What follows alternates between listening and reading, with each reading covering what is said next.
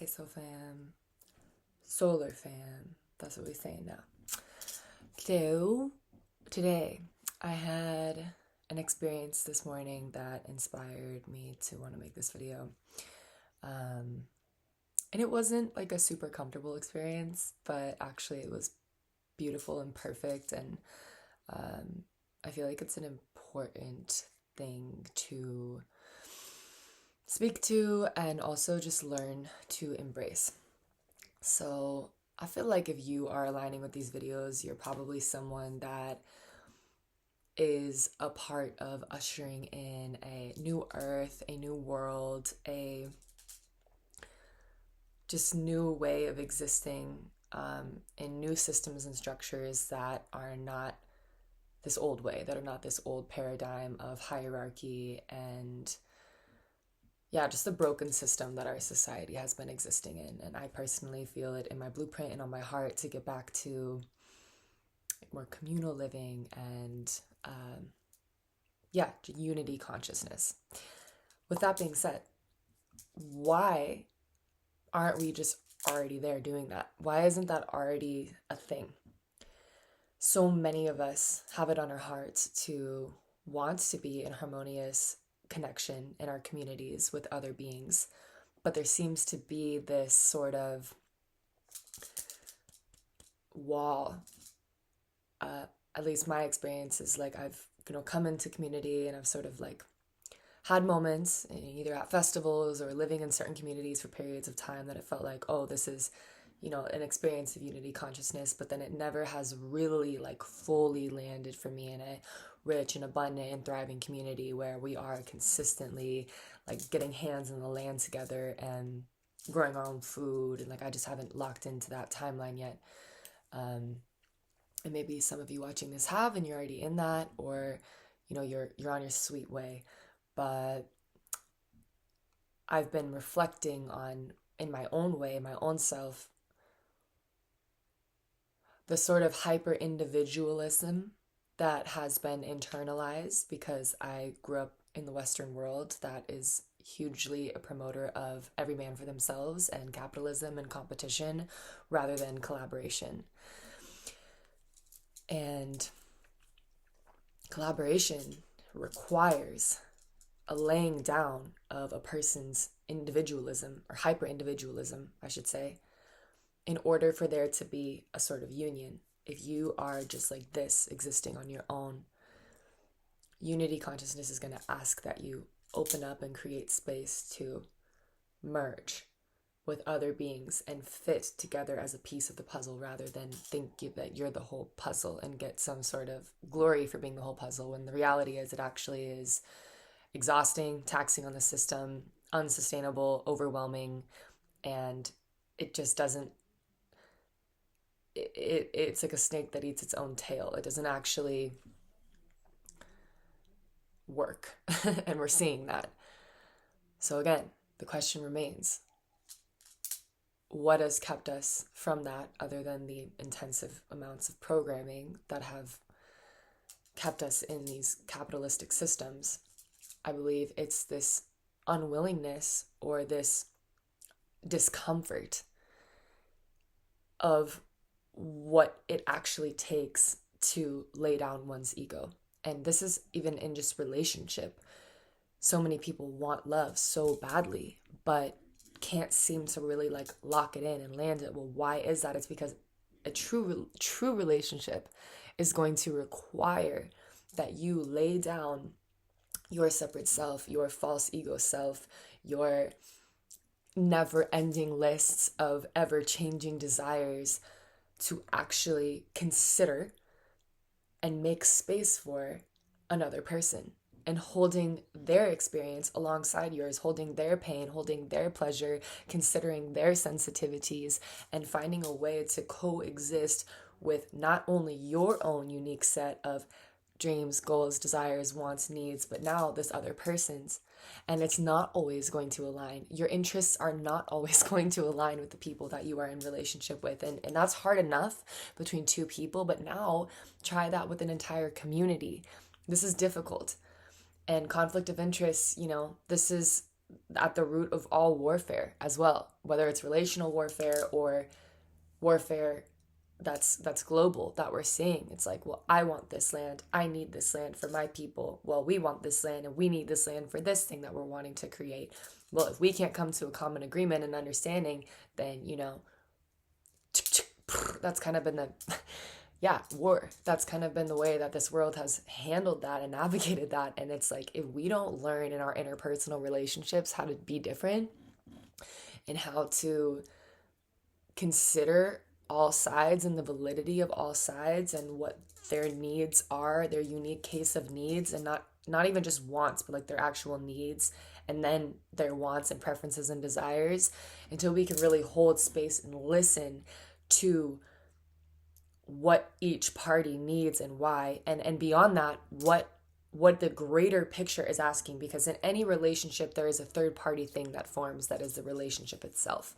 And so two individuals are both dying unto themselves and each other into this greater thing. And that's why union is a path to God, because both parties are being initiated in this interrelational play to dissolve both parties. And it says this in scripture, when a man and a woman merge in marriage and in union and consecrate that union, a man's body is not his own, it belongs to her. And a woman's body is not her own, it belongs to him. And if neither of them belong only unto themselves, and they both belong to a third thing, it's the relationship itself, it's God.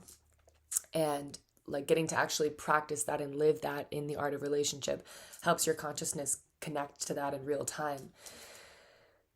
And so, we are laying down our separate selves. We are merging into the third mystical thing, back into union with God. And in that, we're listening. What is the need, not only for myself or this other person, but what is the need for all of creation?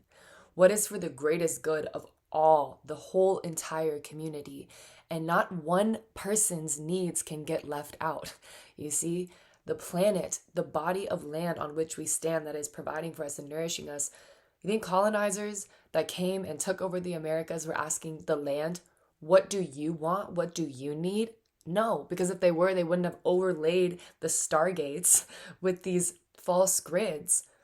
They were being guided by something extremely destructive, and it's destructive because it doesn't listen or take care or consider the whole at large. And that's a part of our responsibility when we are living in unity consciousness and at oneness with God. This is the end of greed, because it is that greed that, it's just my needs, what I want, what's good for me, what's best for me, what's right for me or my family, that causes another person to trample another person or lack in consideration for, again, the greater good of all. And a lot of times it's just a lack of creativity, in my opinion, a lack of sitting a little bit longer, a little bit more still, and waiting and listening for, if we can't seem to come to an agreement, there must be a third mystical thing that's going to help us move through this. So looking for what is that? And that takes really deep listening. And again, a surrendering of this ego and of this greed, so that we can actually be a part of building something bigger than ourselves, even if it requires the sacrifice of our smaller selves. And that is a really uncomfortable process. Again, especially if you were raised in the Western world where capitalism is the MO and hyper-individualism is encouraged for that to continue to exist, because it is in our separation and in a state of hyper-individualism that we remain separated, that we are weaker and we are more easily able to be controlled. And so this system that convinces you that it's for you to be for yourself is actually against you, because you don't exist outside of the greater whole. You are a part of this, whether you want to admit that or not. And the sooner you admit that, the sooner you can come into alignment and congruence with this truth, the sooner we're all going to be able to thrive in an ecosystem that considers the whole.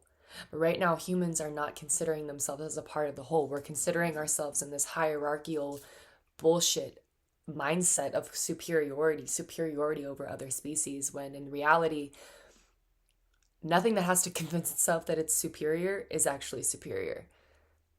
Period. And if anything, you make yourself into something inferior in being convinced of that.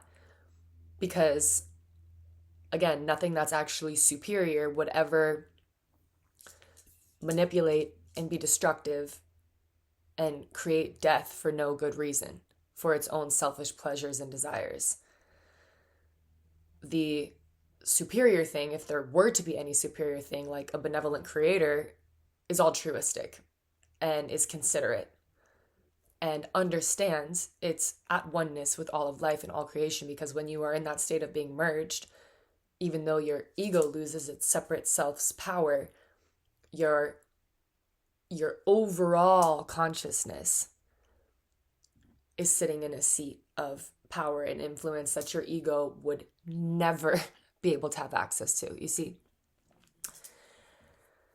So our relationships are going to constantly test this in us, and it's so uncomfortable. We're fed this idea of like, oh, relationships are just like sexy and fun, and we're going to go on all these dates and all these adventures and like kiss and make out. And like women are fed in our narcissistic Western culture that, yeah, this man is just going to buy all my stuff. He's going to buy my house. He's going to pay for my car. He's going to give me my ring. He's going to buy me my clothes. He's going to give me sex when I want it. And when I don't, he's not. Like, we are just out here to get served, bitch. I'm the prize. I'm the queen. And this is like the narrative. And then, for men, their narrative is they either buy into that and get like really extracted from, which is another like distorted side of this, where you like lose any sense of individualism and you just fully merge into this greed sucking entity.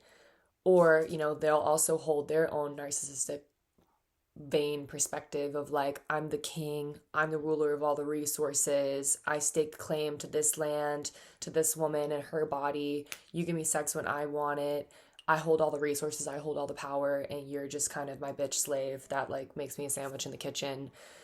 And this sounds like ridiculous as I say it out loud, but it's like a lot of people are actually running this program like in real time in their relationships, and instead of thinking, I'm here to die in my discomfort, it's like I'm here to get served. Instead of I'm here to serve this other person. How am I wired in my blueprint on Creator? Listening. How am I here to actually be of service to this other person that's been gifted to me, or this community that I've been born into, or this land that I'm here to steward, or this mission that God's given me? How am I here to be a gift and bring life and breathe life into that and grow in the container of this, rather than, oh, how am I here to get? How can I extract? So colonizer mindset, saturates really freaking deep in the mind of men, and it's made our society really sick.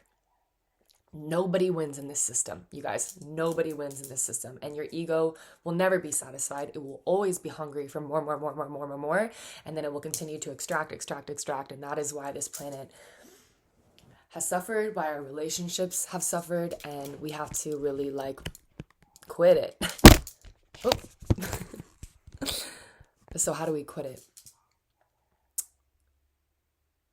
We surrender. We have to surrender to this process and embrace. Beyond our surrender, we also have to like embrace that discomfort of like, I know that getting into this relationship or stepping into this community, there are going to be moments where I am called out, where I am called forward, where I am asked to do something that I don't want to do, that isn't convenient, that isn't aligned with my desires.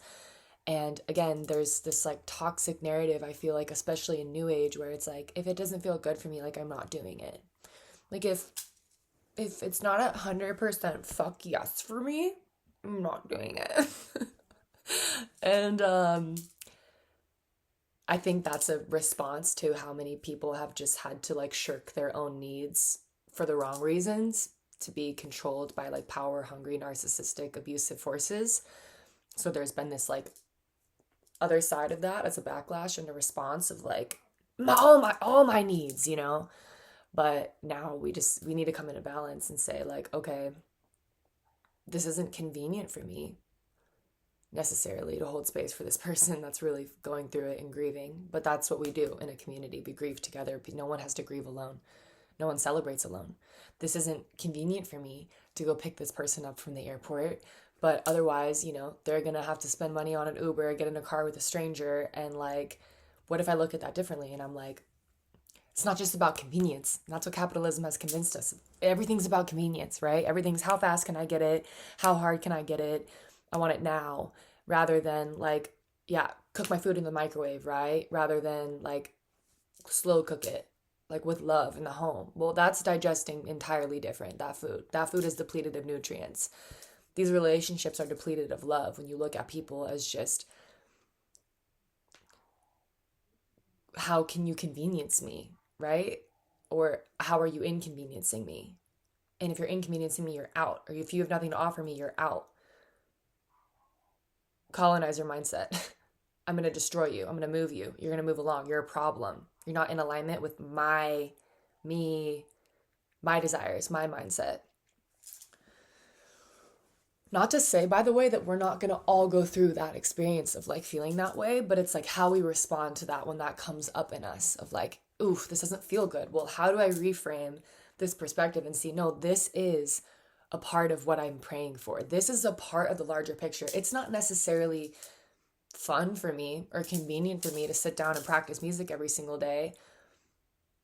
Some days it is, but some days it's really not, and I don't want to do it, and I'm tired and I don't feel like it. But the greater picture of the caliber of musicianship that I am desiring to access is requiring that of me, right? It's not necessarily convenient for me to work out every day. It's not necessarily a desire of mine to work out every day, but like in order to achieve the levels of strength and flexibility and capacity that I want, this is a requirement for me to get there, you see. Relationships with anything, this is a thing. And instead of looking at it again as this huge like blow to the ego, let's look at it as like, this is it. Like I'm being carved and shaped into the person that I want to be ultimately, that I want to be a selfless and giving person. I want to be a healthy and fit person. I want to be a talented and skilled musician. I want to give back to my community. I want to be there for my friends and be there for people in a good way. And you are giving me the opportunity to do that and practice that. And even though my ego, like a child in the back seat, is like, meh, meh, I don't want to go there. I don't want to do that. You're the boss, and you are the parent in the front seat that's driving the car that gets to say, I know this doesn't feel fun for you right now. You only want to ever be at the park, but responsibility. We have a responsibility. We have a kuleana. And right now was an opportunity for us to be there. And I know you, small child, small ego, don't understand the value in this yet. But me, the Spirit, the Holy Spirit, I understand and I see the bigger picture. And we're doing this. And I'm making this decision and I'm making it fully. I'm not going to look back. I'm not going to bitch about it the entire car ride. We're going to do this and we're going to do it stoked. Because we show up. We show up for our family and we're going to celebrate that. We're going to celebrate that. And also remember, our will center, our literal will to live, existing in our prefrontal cortex, is built by doing things that we don't want to do. I think so many people are suicidal, especially young white men. You look at the statistics of men, I think it's like 13 to 20 something or 30 something that like is the greatest cohort of people who commit suicide. Why is that? Why is that? I think that's because our society has really also, taught white men with their privilege to just like only be out for themselves and disconnected so many of them from this like being of service to a greater whole, to a greater good. And men who find that and find that purpose and reconnect to that can thrive and move beyond that. But men that don't like really struggle because connection to people is an anchor. Connection to your community, to your purpose, to being connected to something bigger and greater than yourself. When you're just self-seeking, it's so empty. You lose your will to, you don't have a will to live. You're not building this cortex that is this will center that's going to help you push through what's challenging. And relationships are going to require you to push through what's challenging. Are going to ask you to have really hard and uncomfortable conversations. You're going to get called out. You're going to get called forward. And hopefully we're doing this lovingly with one another. Hopefully, we're not like, yo, that was some bullshit. Like, I did not like that behavior. Don't do that again. It's like, excuse me, bitch. Like, that's not going to motivate me to change my behavior. But if somebody's like, hey, like it didn't really feel good for me it hurt my feelings that you didn't show up for my birthday. And like I wanted to feel seen by you. I wanted to feel celebrated by you. And I know you have a really busy schedule and, not crossing the boundary to ask you to go outside of like if you really had needs at work. But I know that, you didn't have anything that, I don't know. This is just an example. But like maybe, yeah, you could have made it work to be there for me. And I know you were tired after work, let's say. But like gauge, like we have to really gauge too and have compassion for like where people are at, see where they're at, have understanding for our own selves. This is not easy work, tracking like, okay, where are my energy levels at? And again, discerning like what is the difference between an actual need and a desire, and when can I yield and soften in my wants and my desires and see like, okay, yes, I want to get good sleep tonight, and actually having good sleep is a need for me, but is it possible that I can still show up for my friend's birthday even if it's only an hour and then still go home and get good rest?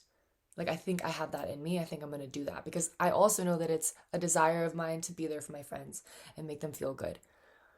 So we're having to navigate all these things, and this is like adulting 101. This shit's hard to have so many things on your plate, and it's not easy. And again, compassion, compassion, compassion. And like we have to do better because this is the only way we're going to cross this threshold into truly sustainable, nourishing, healthy relationship and community. I'm going to give an example of like the conversation I had this morning with a brother of mine that, is supporting me in music and who has gone ahead a little bit of me on this journey. And we had a meeting and I was late for the second time to this meeting, and he just lovingly presents like, hey, this is not really cool for you to be late. Like this is how I'm perceiving this. And, just invited me to, this was so like done so well with such tact, invited me to look at what is it in me that is keeping me from showing up on time, and how then can he better support that? Like, wow, the containment of that question helped me to soften and actually go in and like, yeah, at first I was like, ooh, I'm being called out on a behavior that I'm insecure about. This has been a long time issue for me. I really struggle with being on time. I have for so much of my life. I know that it's deeply rooted in things from my childhood and not wanting to, like, feeling forced to show up for things that I didn't want to, and it was like an act of rebellion. And now it's like this thing where it's like an addiction to the cortisol spike that I get of like, oh, if I'm late now I have to rush, and like that's programmed as like a normal state of existing in for me. So it's never like personal about the other person, but yeah, for other people that feels disrespectful of their time, right?